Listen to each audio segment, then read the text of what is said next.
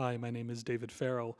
I'm Associate Professor of Music at Metropolitan State University of Denver, and this is a short podcast about sonification of data.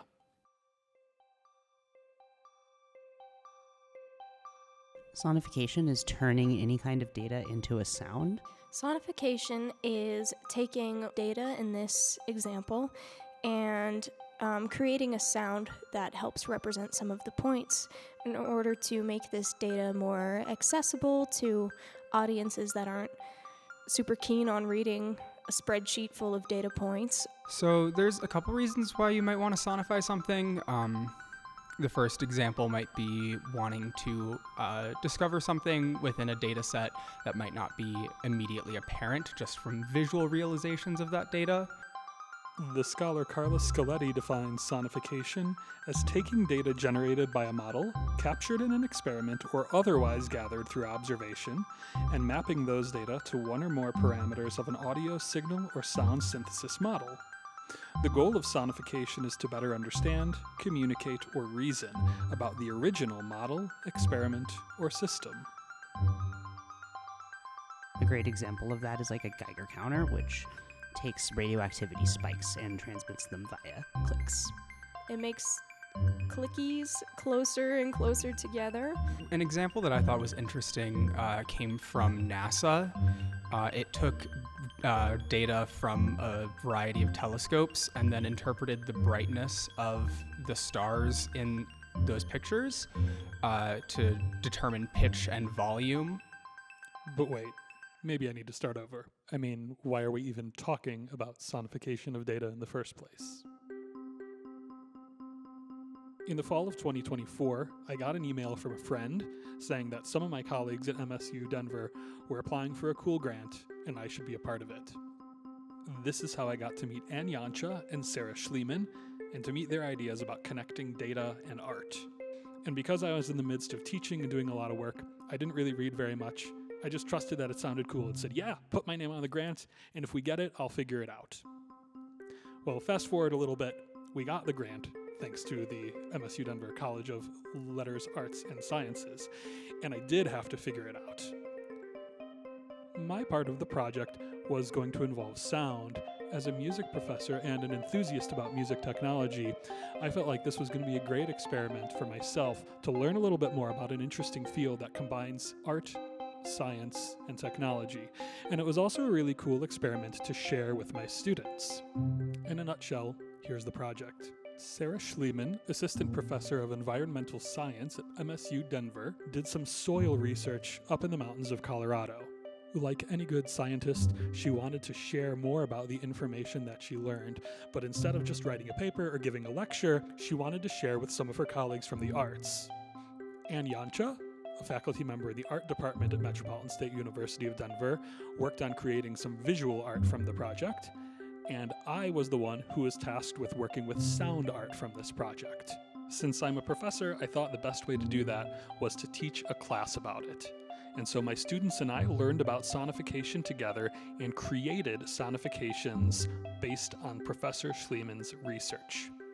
Speaking of which, it seems like it's about time that you got to meet the sonification team.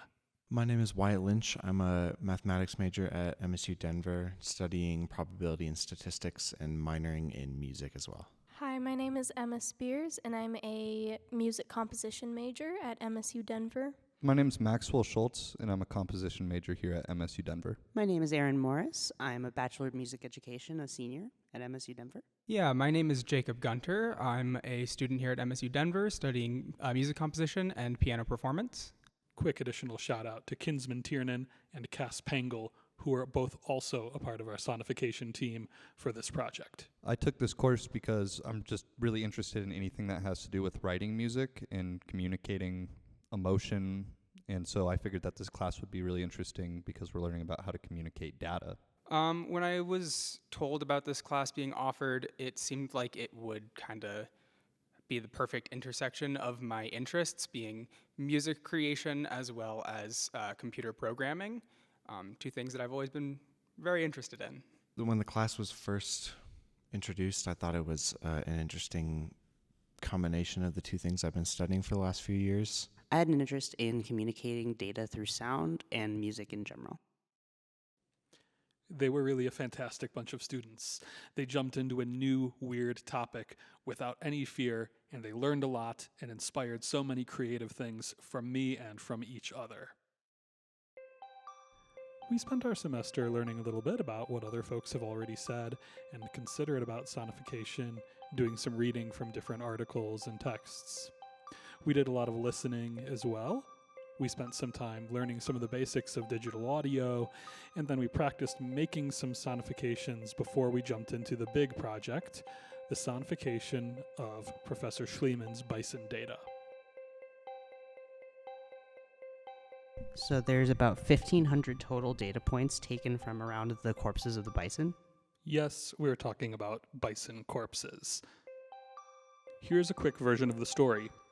2 bison died in Genesee Park, Colorado, part of a bison herd that lives up there.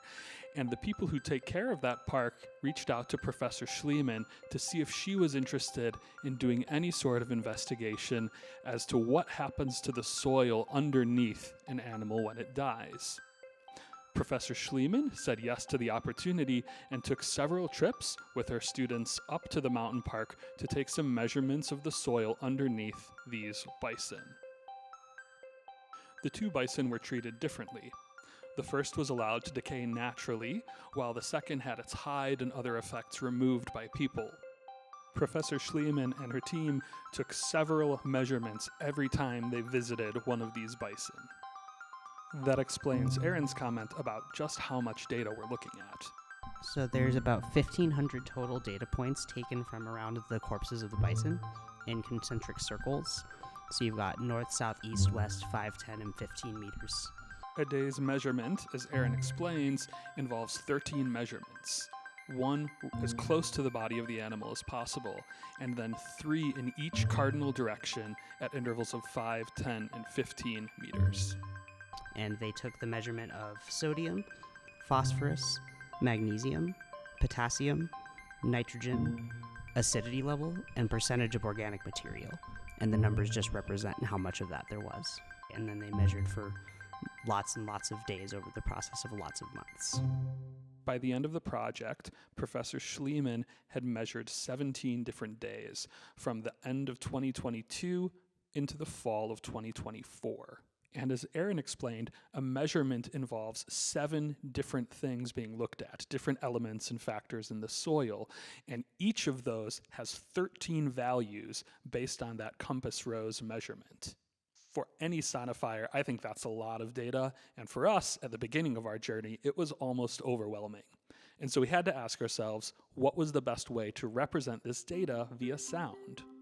How does one balance the goal of making something that's interesting and compelling to listen to with the other goal of representing the data in a really clear and effective way?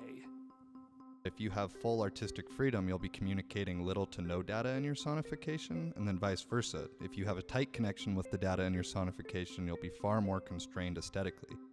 Our class all had a lot of musical experience, and so dealing with musical expression is not a new challenge to us.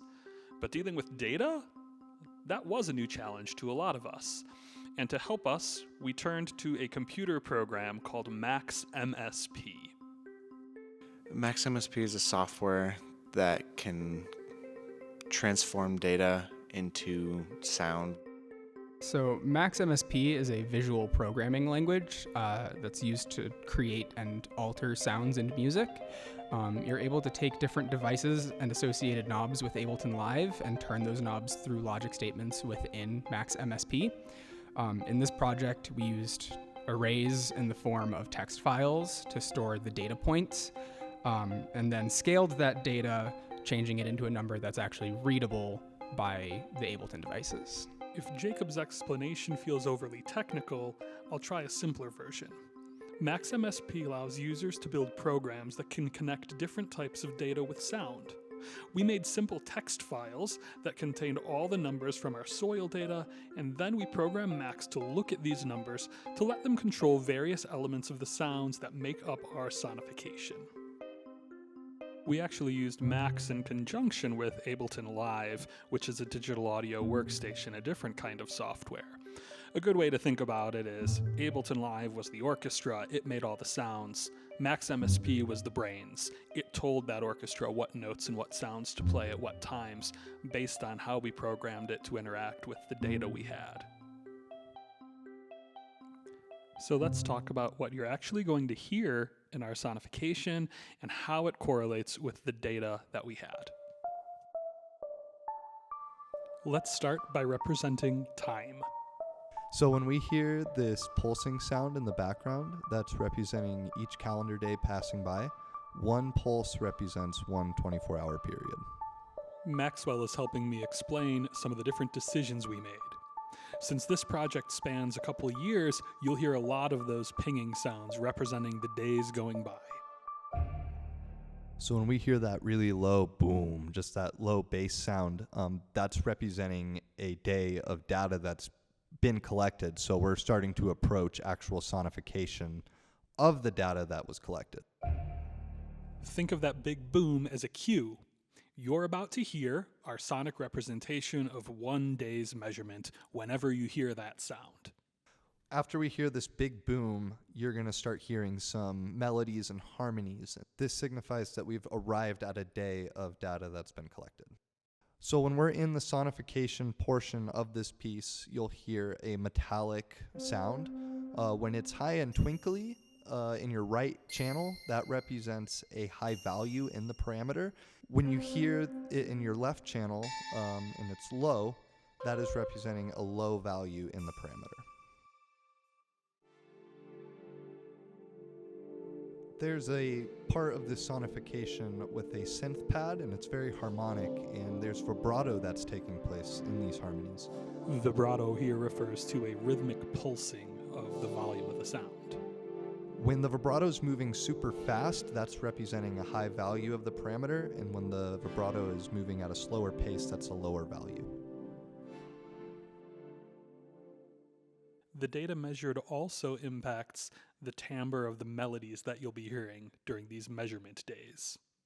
During the melodic portions of this sonification, you'll notice that sometimes the melody is very bright and clear, and sometimes it's really dull. So when it's high, that means that we have a higher value, and when it's lower and duller, that we have a lower value. Bright, unfiltered sound represents a high measurement. Duller, more filtered sound represents a low value of measurement. So as you're listening to this piece, you'll notice that the piece will become more distorted and begin to deteriorate more. And what this is representing is the actual decay of the animal. So as the piece continues to progress, you'll hear more distortion, which signifies that the animal has decayed more over time. So those are some of the decisions we made about sonifying our data. The timbre of the melody voice, the rate of vibration in the harmony, the metallic sounds that move from high to low and left to right, the overall decay and addition of noise as time passes. During a day of measurement, you will hear all of these move 13 times, once for each measurement of the soil that was taken during that day. You'll hear us start on the outside and gradually circle in to the center measurement where the body of the animal was found. I think my biggest tip for listening to a sonification is to only pick one or two things to listen for. Especially with ours, there can be a lot going on all at the same time, and trying to take in all that information at the same time is a little bit overwhelming. So just limiting yourself, and if you have to, go back a couple times and listen to something new, and that can give you a lot better of a picture than trying to just take it all in one go. And with that, I think we've given you all the information we can about our own journey through sonification of data and what we've learned. All that's left is to listen to the sonifications themselves. Like Wyatt just said, one way to listen is to try to focus on some of the parameters we described. But honestly, there's no wrong way to listen. If you just want to sit back and press play, we're not going to stop you. On behalf of my MSU Denver Sonification team, thanks for listening, and we hope you enjoy our music.